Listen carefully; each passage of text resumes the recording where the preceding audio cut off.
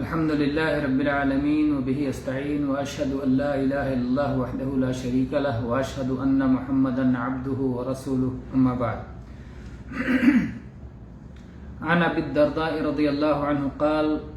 خرجنا مع رسول اللہ صلی اللہ علیہ وعلى آلہ وسلم في شهر رمضان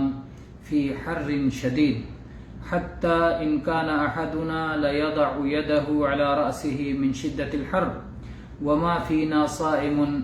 إلا رسول الله صلى الله عليه وسلم وعبد الله بن رواحہ۔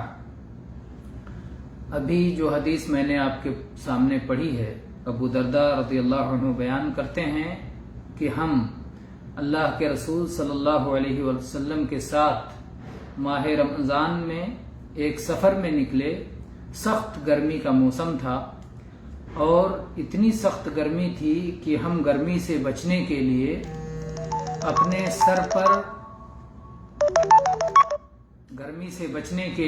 سر پر اپنے ہاتھ رکھ لیا کرتے تھے۔ سر کو سورج کی تپش سے بچانے کے لیے اپنے سر پر ہاتھ رکھ لیا کرتے تھے۔ پھر بھی جو ہے ہم میں کوئی صوم سے نہیں تھا، ہم میں کوئی روزے سے نہیں تھا سوائے اللہ کے رسول صلی اللہ علیہ وسلم کے اور عبداللہ ابن رواحہ کے۔ عبداللہ ابن رواحہ رضی اللہ عنہ اس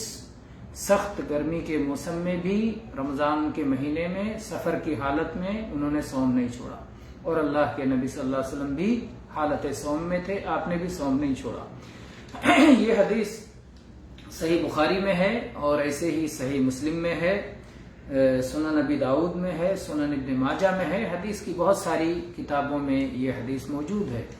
تو سخت گرمی ہونے کے باوجود اللہ کے نبی صلی اللہ علیہ وسلم اور عبداللہ ابن رواحہ رضی اللہ عنہ نے صوم رکھا۔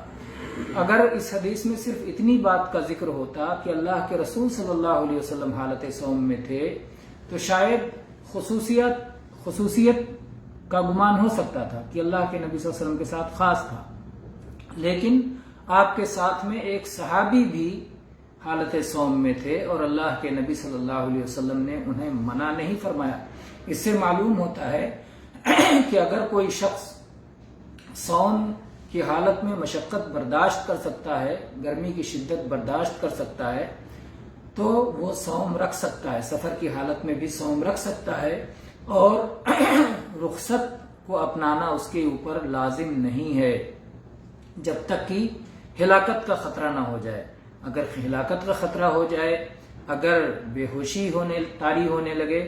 اور بیماری کے بڑھ جانے کا خطرہ ہونے لگے، تو اس طرح کے خطرات ہیں، تو پھر اس سلسلے میں وہ حدیث معروف ہے کہ اللہ کے نبی صلی اللہ علیہ وسلم نے فرمایا ہے لیس من البر الصیام فی السفر، سفر کی حالت میں روزہ رکھنا یہ کوئی نیکی نہیں ہے، یعنی جب سخت مشقت ہو جائے اور ہلاکت کا خطرہ ہو جائے۔ لیکن اگر مشقت قابل برداشت ہو تو ایسی حالت میں صوم رکھا جا سکتا ہے، روزہ رکھا جا سکتا ہے سفر میں بھی۔ اور اس سے پہلے آپ وہ حدیث سن چکے ہیں کہ صحابہ کرام کوئی صوم رکھتا تھا، کوئی نہیں رکھتا تھا، اور کوئی کسی پر ملامت نہیں کرتا تھا۔ واللہ تعالی اعلم والحمد للہ رب العالمین وصلی اللہ علی نبینا وسلم۔